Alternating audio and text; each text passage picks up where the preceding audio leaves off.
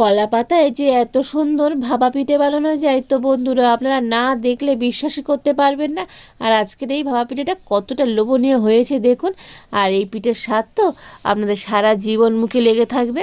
নমস্কার বন্ধুরা, রূপার রন্ধনশালায় আপনাদের সকলকে অনেক অনেক স্বাগত জানিয়ে চলে এসেছি প্রতিদিনের মতো আবার একটা দারুণ রেসিপি নিয়ে।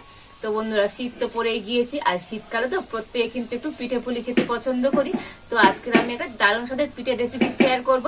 তো আজকের আমি একটা ভাপা পিঠে বানাবো, আর এই ভাপা পিঠেটা একদম নতুন ধরনের, আর খেতে তো বন্ধুরা দুর্দান্ত হয়। আর এমনকি বাড়িতে থাকা উপকরণ দিয়েই তো কিন্তু আপনারা এই পিঠেটা বানিয়ে নিতে পারবেন। তো আপনারা সঙ্গে থাকুন আর প্রথম থেকে শেষ পর্যন্ত পুরো রেসিপিটা দেখতে থাকুন। আশা করি আজকের রেসিপিটা আপনাদের ভালো লাগবে। আর আজকের রেসিপিটা ভালো লাগলে চ্যানেলটা সাবস্ক্রাইব করে পাশে থাকবেন।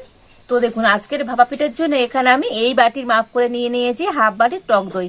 তো টক দইটা আমি একটা জায়গাতে করে নিয়ে নিচ্ছি। আর এবার একটা ব্লেন্ডার দিয়ে টক দইটা কিন্তু খুব ভালো করে আমি ফেটিয়ে নেব।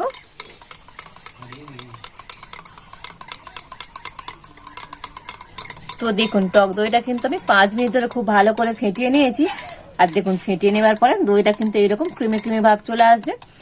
আর এবার আমি এর মধ্যে দিয়ে দেব চালের গুঁড়ি। তো এখানে আমি আতপ চালের গুঁড়ি নিয়েছি। তো যে বাটির মাপ করে আমি হাফ বাটি টক দই নিয়েছি, সেই বাটির মাপ করে নিয়ে নিয়েছি 1 বাটি আতপ চালের গুঁড়ি। তো বন্ধুরা, একটা এই বাটি মাপ করে আমি সমস্ত উপকরণগুলো দেব। তো আপনাদের হাতের কাছে এরকম বাটি কিংবা চায়ের কাপ মেপেও কিন্তু আপনারা উপকরণগুলো নিতে পারেন। আর এইভাবে মেপে নিয়ে আর পিঠে বানানো, তো পিঠেটা কিন্তু একেবারে পারফেক্ট হবে। আর এখানে আমি নিয়েছি হাফ বাটি ময়দা। তো ময়দাটাও দিয়ে দিচ্ছি সামান্য পরিমাণ লবণ। আর দেখুন, এখানে নিয়েছি আমি খেজুর গুড়। তো ওই বাটির মাপ করে হাফ বাটি আমি খেজুর গুড় নিয়েছি, তো দিয়ে দিচ্ছি। তো আপনারা চাইলে গুড়ের পরিবর্তে এখানে চিনিও ব্যবহার করতে পারেন, তবে গুড় দিয়ে তো পিঠেটা বানালে খেতে বন্ধুরা দুর্দান্ত হবে।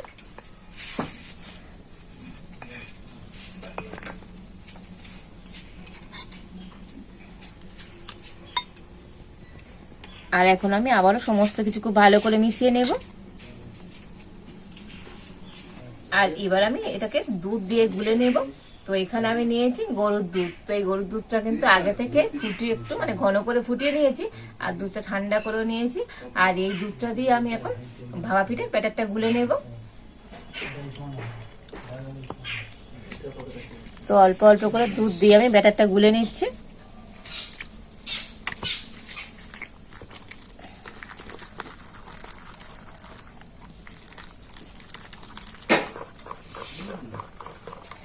তো দেখুন, সমস্ত উপকরণ দিয়ে তো ব্যাটারটা কিন্তু খুব সুন্দর করে গুলে নিয়েছি। আর এরকম একটা স্মুথ ব্যাটার তৈরি করে নিতে হবে। আর এখন আমি ব্যাটারটা 5 মিনিটের জন্য ঢাকা দিয়ে রেখে দেব। আর এবার আমি নারকেল কুড়ে নেব। তার জন্য এখানে অর্ধেক নারকেল আমি নিয়ে নিয়েছি, আর এই অর্ধেক নারকেলটা হলেই কিন্তু হয়ে যাবে। আর এই নারকেলটা এখন আমি কুড়ে নিচ্ছি।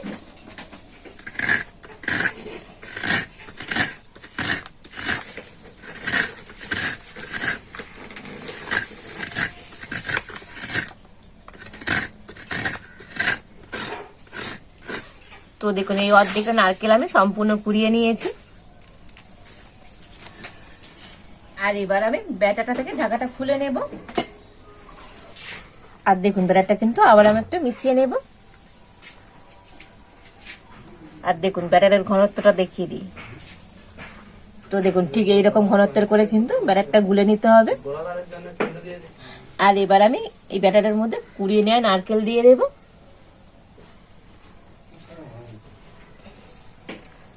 তো নারকেল কুড়োটা দিয়ে আবার আমি ব্যাটারটা কিন্তু ভালো করে মিশিয়ে নেব।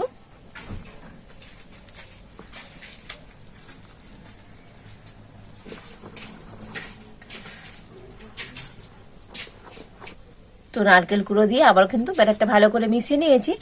আর এবার আমি সবশেষে ব্যাটারের মধ্যে দিয়ে দেব বেকিং পাউডার। তবে এটা বেকিং সোডা নয়, এটা বেকিং পাউডার। তো এই চামচের আমি 1 চামচ বেকিং পাউডার দিয়ে দিচ্ছি।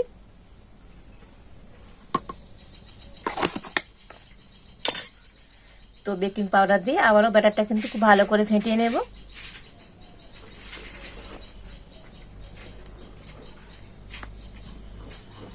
তো বেকিং পাউডার দিয়ে তো ব্যাটারটা কিন্তু খুব ভালো করে ফেটিয়ে নিয়েছি। আর আজকের আমার ভাপা পিঠার জন্য ব্যাটারটা কিন্তু একেবারে রেডি হয়ে গিয়েছে। আর আজকের আমি ভাপা পিঠাটা কলা পাতায় করে বানাবো। তো কলা পাতাটা আমি এরকমভাবে সাইজ করে কেটে একটা বাটির মধ্যে বসিয়ে নিয়েছি।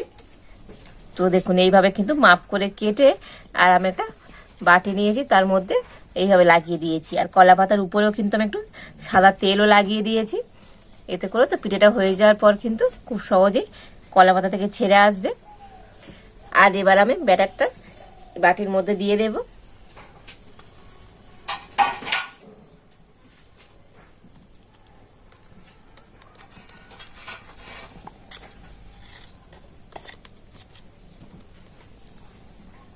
তো সম্পূর্ণ ব্যাটারটা আমি বাটির মধ্যে দিয়ে দিয়েছি। আর এইভাবে একটু আমি ট্যাপ ট্যাপ করে নিচ্ছি, এতে করে কিন্তু ব্যাটারটা খুব সুন্দর করে শেড হয়ে যাবে।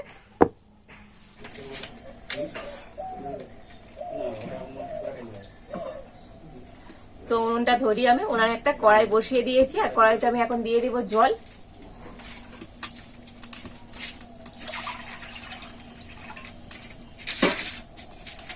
আর এই জলের উপরে আমি এরকম একটা খাবার রাখার স্ট্যান্ড নিয়েছি, বসিয়ে দেব। তবে জল আর স্ট্যান্ডটা কিন্তু একটু ভালো করে গরম করে নেব। তো দেখুন জলটা কিন্তু খুব ভালো মতো গরম হয়ে গিয়েছে। আর এখন আমি ব্যাটার শুদ্ধ বাটিটা স্ট্যান্ডের উপরে বসিয়ে দেব, দিয়ে আমি ঢাকা দিয়ে দিচ্ছি। তো বন্ধুরা, আপনারা বাড়িতে তো ভাপা পিঠা তো অনেক রকম ভাবে বানিয়ে খেয়েছেন, আর কলা পাতা দিয়ে আমার মতো করে এইভাবে একবার ভাপা পিঠাটা বানিয়ে দেখবেন, এর স্বাদই কিন্তু আলাদা। 10 মিনিট পর আমি একবার ঢাকা খুলে দেখে নেব। আর দেখুন বন্ধুরা কতটা ফুলে গিয়েছে, 10 মিনিটের মধ্যে তো ভাপা পিঠাটা অনেকটাই ফুলে গিয়েছে। আর এবার আমি উপর থেকে একটু সাজিয়ে দেব। তো এখানে আমি একটু নারকেল এরকম স্লাইস করে কেটে নিয়েছি, আর নিয়েছি চেরি। তো এটা দিয়ে ভাপা পিঠার উপরটা একটু সাজিয়ে দেব। এতে করে ভাপা পিঠাটা দেখতে যেমন সুন্দর লাগবে, আর খেতে তো বন্ধুরা দুর্দান্ত হবে।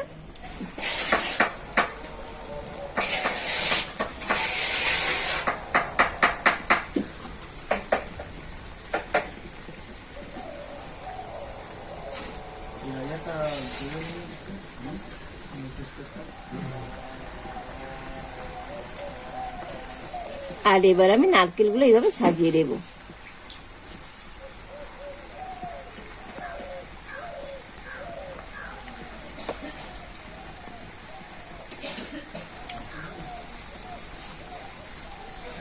তো দেখুন নারকেলটা দিয়েও আমি খুব সুন্দর করে সাজিয়ে দিয়েছি। তো আবার আমি ঢাকা দিয়ে দেব। তো বন্ধুরা, আর হচ্ছে আমি 20 মিনিট ভাপিয়ে নেব।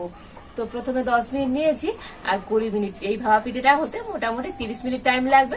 তো 30 মিনিট পর আপনাদের দেখাবো আজকের এই ভাপা পিঠাটা কেমন হয়েছে। তো বন্ধুরা 30 মিনিট পর কিন্তু আমি ঢাকাটা খুলে নেব। তো দেখুন বন্ধুরা, ভাপা পিঠাটা কিন্তু রেডি হয়ে গিয়েছে। তো আপনারা হাত দিলেই বুঝতে পারবেন, হাতে কিন্তু ব্যাটার লাগবে না। তাও যদি না হয় তো আপনারা চেক করে নেবেন। তো একটা কাঠি নিয়ে নেবেন। তো আমি একটা কাঠি নিয়ে নিয়েছি, আর কাঠি দিয়ে একটু গেঁথে আর দেখে নেব।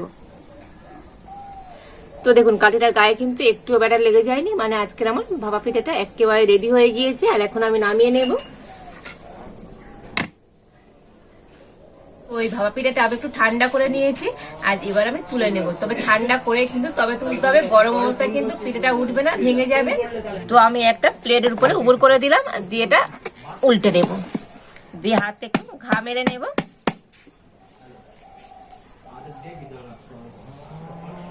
তো দেখুন বন্ধুরা কত সুন্দরভাবে পিঠাটা উঠে গিয়েছে, আর কত সুন্দর হয়েছে দেখুন। আর এবার আমি পিঠাটা উল্টে নেব। দেখুন বন্ধুরা কত সুন্দর হয়েছে আজকের এই কলা পাতায় ভাপা পিঠাটা, অসম্ভব সুন্দর হয়েছে। আর দেখেছেন তো বন্ধুরা আজকের এই কলা পাতায় ভাপা পিঠাটা কতটা সুন্দর হয়েছে। আর এখন আমি কলা পাতাটা এই সাইড দিকে ছাড়িয়ে নেব। তো দেখুন কত সুন্দরভাবে কলা পাতাটাও ছেড়ে যাচ্ছে। তো অসম্ভব সুন্দর হয়েছে আজকের এই কলা পাতায় ভাপা পিঠাটা। আর এখন তো আপনাদেরকে কেটেও একটু দেখাবো যে এটা কতটা সুন্দর হয়েছে।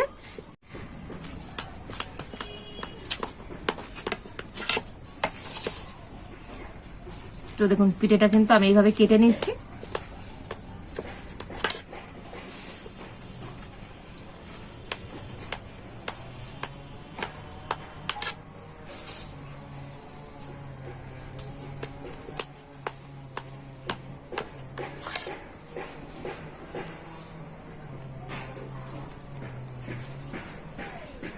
আর দেখুন বন্ধুরা, আজকের এই ভাপা পিঠাটা কতটা সুন্দর হয়েছে, আর যেমন দেখতে হয়েছে তেমনও কিন্তু লোভনীয় বন্ধুরা। খুব সুন্দর একটা কিন্তু সেন্ট বার হচ্ছে এই ভাপা পিঠা থেকে। তো অসম্ভব সুন্দর হয়েছে আজকের এই ভাপা পিঠাটা। তো দেখুন যেমন হয়েছে নরম তুলতুলে, আর তেমনই হয়েছে জালিদার। কত সুন্দর হয়েছে দেখুন বন্ধুরা আজকের এই ভাপা পিঠাটা। তো বন্ধুরা, এই শীতের সময় তো আপনারা কিন্তু একবার হলেও বাড়িতে আমার মতো করে এই কলা পাতা দিয়ে ভাপা পিঠাটা বানাবেন, দেখবেন দুর্দান্ত হবে। তো একটা নতুনত্ব পিঠে তো আপনারা বাড়িতে একবার বানিয়ে দেখতে পারেন, খুব একটা তো ঝামেলা নেই। আর দেখবেন এইভাবে বানিয়ে দিলে বাড়ির বাচ্চা থেকে বড় প্রত্যেকে খুশি হয়ে যাবে। আর এই একটাই ভাপা পিঠে বানিয়ে তো পরিবারের প্রত্যেকে কিন্তু খেতে পারবেন। তো বন্ধুরা, আজকের আমার এই ভাপা পিঠের রেসিপিটা আপনাদের কেমন লাগলো অবশ্যই কিন্তু আবার কমেন্ট করে জানাবেন। আর আজকের এই পিঠের রেসিপি যদি আপনাদের ভালো লাগে তাহলে লাইক করে দেবেন, আর সবার সাথে প্রচুর প্রচুর করে শেয়ার করবেন।